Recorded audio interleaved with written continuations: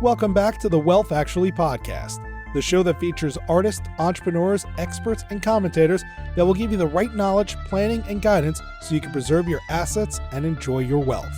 Learn more and subscribe today at wealthactually.com. And now, here's your host, Fraser Rice.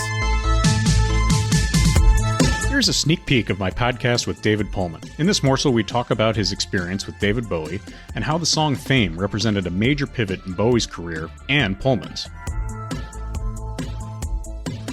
I took off a week of David's passing to do these interviews because I thought it was important. And I didn't realize until contemplating what I would say the night before, because the phone was ringing off the hook, similar to when we did the deal for David Bowie years before, that now on his passing, that this deal, he was so unique as a person that he was on the cover of the Financial Times, the first artist in history on the cover of the Financial Times on his passing for what he'd done as a financial landmark transaction. So what I thought was, what did I get? What was the connection? Like, there's something here. What did I learn? And what I learned was, because I said he was very savvy from the beginning. That was my feeling about him in terms of being so accepting and taking on new ideas and being open to them and being supportive, not second guessing. He was a great first client to have. What did he give me? And what he gave me was fame. So because he knew what it was, and because he knew what it was, he was able to gift it, which was something I didn't understand until later. And how did he do that? He wouldn't talk about business with anyone.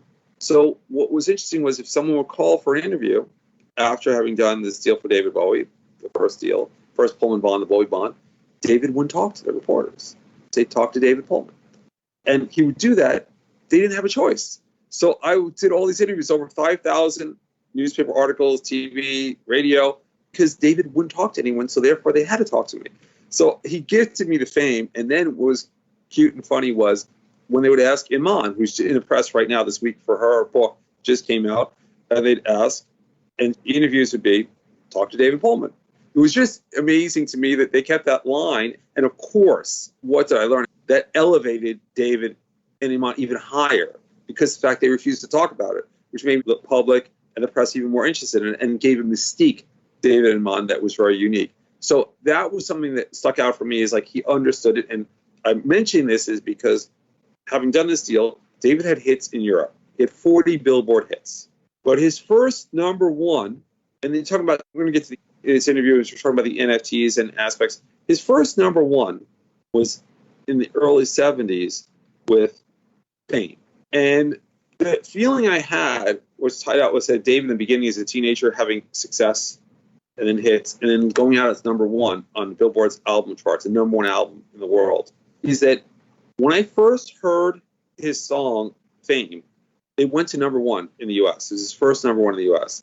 The feeling I had for the song was incredible because I really responded to it immediately, kind of like a tingling sensation I got from that song. And his last song that was successful on his number one album was the same feeling.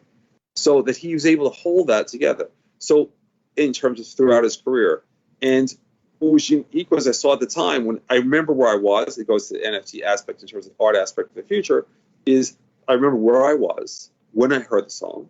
I was walking down the street, I heard the song, I was playing, it was outside, and there were two brand new cars next to each other, one a Jaguar E-Type, and the other was a Cadillac. And it was like kind of thing, and they were both the same price at the time, and what they were at the time was like $12,000 for the car. And I thought, which would I rather have in terms of like, one was a classic in terms of it's already the E-Type. So I think that what we see is also his consistency in terms of, for David, in terms of doing this, was his consistency of working with the best people, the brightest people. And he did that throughout his career. And I'm saying that because this song that was little known at the time, we're doing the deal, and we didn't know, is he would take the opportunities to do something that's new, to work with somebody. And what do I mean by that? Is in terms of what did he take in terms of this number one with Fame? Well, he understood Fame in terms of having gone through describing the elements of Fame. And this song was going to come. So that's when he was able to gift it. And then he worked with someone, he met someone, is the troubadour. Someone was also going through a rough period of their life, is just going through a split up. And you could work with anybody. He felt like, I'd like to do a song with you. And the person that he picked, which I thought was amazing, was someone that had a lot of success writing with somebody else, had split with this person as a co-writer, and hadn't had a commercial success. And I thought, like, that's pretty amazing that someone had all this success in a band, in a group, with a co-writer, and hadn't had this commercial success after yet. I mean, critical acclaim, yes. So this person he picks out of all the people he could write a song with was John Lennon, to co-write Fame. Wow. So people don't know that. It's like David had a good eye. He had the unbelievable eye. He collaborated with Iggy Pop and basically resuscitated his career.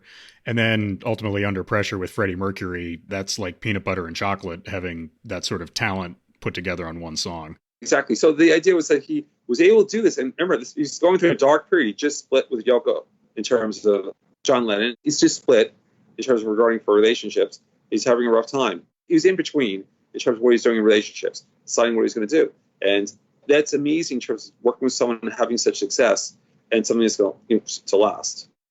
Fascinating stuff. David, thank you very much. And we will watch the emergence of maybe potentially more Pullman bonds in the future and the future of music finance as we go forward. Thank you.